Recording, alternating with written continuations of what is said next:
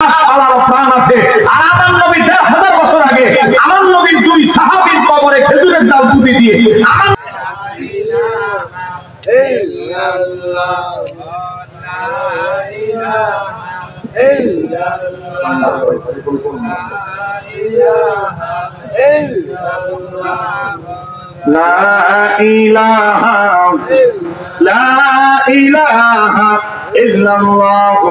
মুহাম্মাদুর রাসূলুল্লাহ সাল্লাল্লাহু আলাইহি ওয়াসাল্লাম। কিছু ভাইরা চলে গেছে, আমাদের আশিক শ্রোতা দরকার। 10 মিনিট 15 মিনিটের শ্রোতা দরকার নাই, আমাদের কিছু আশিক শ্রোতা দরকার। আপনারা থাকবেন না চলে যাবেন? কে কে চলে যাবেন হাত করে দেখাই দেন। মাশাআল্লাহ, এটা নাসিরনগর, খুব সচেতন লোক, একটু জোরে না মারহাবা। চট্টগ্রাম মিলে একজন আছে আমার বাবার ভাইরা, চতুর্দিকে ফিতনা ফাসাদ, এই টুপি থেকে শুরু করে আমরা যা করব, আজকে একদল লোক বলে তাই বেদাত। কথা বলে না কেন? ঠিক কি? এজন্য এই হাদিসটা বলতে গিয়ে আমি কারণ চলে গেছে। আল্লাহর হাবিব সাল্লাল্লাহু আলাইহি সাল্লাম বলছেন কিয়ামত হবে না। কতক্ষণ পর্যন্ত কিয়ামত হবে না? কখন পর্যন্ত দেখবে হক্কানি আলেমদের ইন্তেকালের মাধ্যমে আলেমও মরে গেছে, তার সিনার সাথে এলেমও নিয়ে গেছে, জাহেলরা ফতোয়া দিবে। সহিহ বুখারী হাদিস নাম্বার 99। নিজে পথভ্রষ্ট হবে আর মানুষকে পথভ্রষ্ট করবে। আজকে দেখেন, লেখা নাই পড়া নাই, আজকে হুট করে মৌলবী হয়ে গেছে, মঞ্চটা পেয়ে গেছে, পিছনে তাফসীরুল কোরআন মাহফিল, বলে ভারতের কোন নায়িকা বেশি সুন্দরী, এর দিকে সোয়াবিন নিয়তে তাকাইলে কয়টা সোয়াব হবে? একটু জোরে কন্যা না হুজুবিল্লাহ বলেন। বেগানা কোন নারীর দিকে তাকাইলে কি সোয়াব না গুনাহ? ইসলাম বলে কি সোয়াব না গুনাহ? গুনাহকে সোয়াব বলে প্রোডাকশন চালাই দেওয়ার চেষ্টা চলছে। আমার বাবা ভাইরা, আধা মৌলবী অর্ধেক করে আর অর্ধেক না পরে ফতোয়া দেওয়া শুরু করেছে। আপনাদেরকে অবগতির জন্য আমি বলছি, একটু আগে আমার ভাই আল্লামা শরীফুল হাদিস সাহেব বললেন আজকে কোরআন হাদিসের অপব্যাখ্যা চলছে। আজকে বলা হচ্ছে নবী মানে সাংবাদিক, নবী মানে সংবাদ বাহক, সংবাদদাতা। সেই অর্থে আমার নবীও সাংবাদিক ছিলেন। বলেন আমার নবীর পদবী, নবীর যত জীবনীর কিতাব আসমানের নিচে জমিনের উপরে লেখা হয়েছে, আমার নবীর পদবী সাংবাদিক। এটা কোন কিতাবের ভিতরে আছে? আর একটু জোরে বলতে হবে, আছে? জীবনে কোনদিন আপনারা শুনেছেন? অর্ধেক ওয়াজ হলো অর্ধেক। এমন অবস্থা আমাদের এক সময় ছিল, হাতুড়ে ডাক্তার গ্রামে 20-30 বছর আগে একজনের সাথে 6 মাস থাকছে, এলাকায় এসে চিকিৎসা শুরু করে দিয়েছে। প্র্যাকটিস নাই, কোন জায়গা থেকে সার্টিফিকেট নাই, ওষুধ। কারণ আমাদের গ্রামগঞ্জের মানুষ শহরে গিয়ে চিকিৎসা অনেক কঠিন ছিল। এক বেচারা তার মাকে নিয়ে এসেছে ডাক্তারের কাছে। ডাক্তার একটা বই খুলছে, বই খোলার পর বই থেকে 371 পৃষ্ঠা।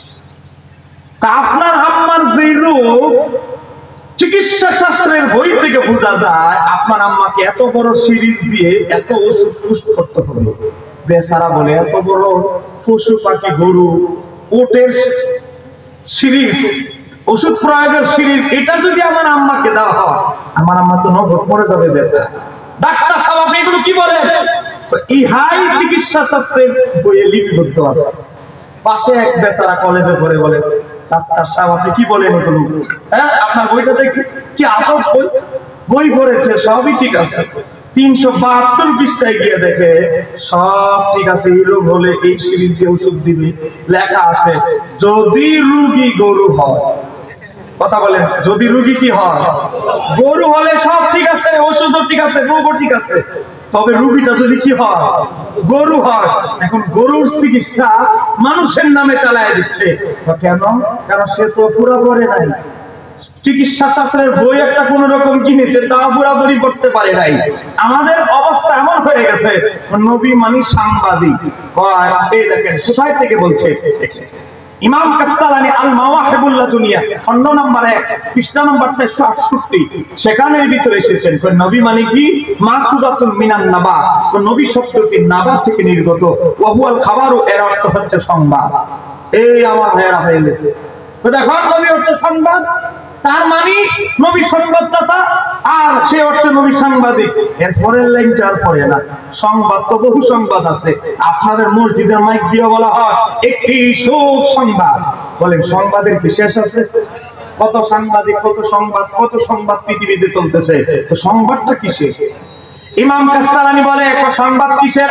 এর ব্যাখ্যা হচ্ছে আন্নাল্লাহ তাআলা, নিশ্চয়ই আল্লাহ তাআলা আতালাহু আলা গায়বিহি, আমার আল্লাহ নবীদের কাছে অদৃশ্যের সংবাদ প্রকাশ করেন। ওয়া আলামুহু আন্নাহু নাবিয়্যুহু, আর নবীরা গায়েব সম্পর্কে, ওই জ্ঞান সম্পর্কে অবগত। ফায়াকুনু নাবিয়ান, এজন্যই তাদেরকে নবী বলা হয়। নবী মানে হলো যাদের কাছে অদৃশ্যের সংবাদ আসে, আর অদৃশ্যের সংবাদ তারা তাদের জাতিকে জানায়।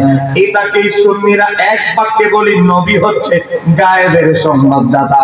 চিৎকার দিয়ে বলা যাবে কি সুবহানাল্লাহ? বলেন গায়েবের সংবাদ। আর সাংবাদিকে হাট বাজারে ঘুরে, শহরে বন্দরে ঘুরে ঘুরে নিজের বানানো সংবাদ টেলিভিশনে জমা করে, আর সেটা প্রচারিত হয়। তার সংবাদ আর আমার নবী রাসূল, আমার নবী সহ সমস্ত নবী রাসূলদের সংবাদ কোশ্চিনকালে এক হতে পারে? আরেকটু জোরে বলতে হবে, এক হতে পারে?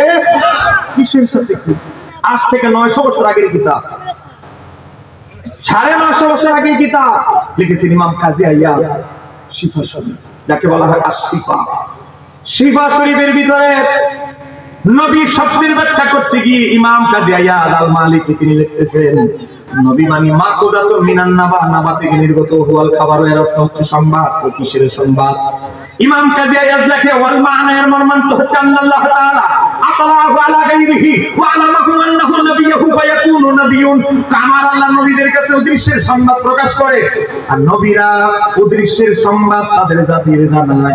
এই কারণে নবীদেরকে বলা হয় নবী, কেননা তারা গায়েবের সংবাদ পরিবেশনকারী। চিৎকার দিয়ে বলা যাবে কি সুবহানাল্লাহ? তাহলে এখন যে নবী শব্দের স্বীকৃতি হলো, অভিধান না পড়ে আজকে একটা অভিধান আপনাদেরকে বলছি। আপনাদের ব্রাহ্মণবাড়িয়া সদরে যান, জামিয়া ইউনিভার্সিটিতে যান, একটা অভিধান পাবে। যদি মিথ্যা কথা বলে জিহ্বাটা কেটে ফেলবো। আপনাদের ব্রাহ্মণবাড়িয়া নয়, বাংলার জমিনে কোনোদিন কথা বলবো না। জামিয়া ইউনিভার্সিটিতে যান, এদিকে আপনাদের জোবায়ের আহমদ আনসারী মাদ্রাসায় যান, গেলে একটা অভিধান পাবে।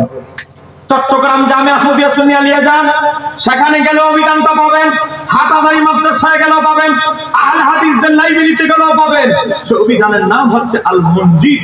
সেই আল মুনজিদ আরবি অভিধান, বিশ্ববিখ্যাত, সারা বিশ্বে চলে এই অভিধানটা। আল মুনজিদ অভিধান গ্রন্থের ভিতরে 376 পৃষ্ঠার ভিতরে আন-নাবুওয়াত, নবুওয়াত শব্দের ব্যাখ্যা করতে গিয়ে বলছে নবী মানে কি?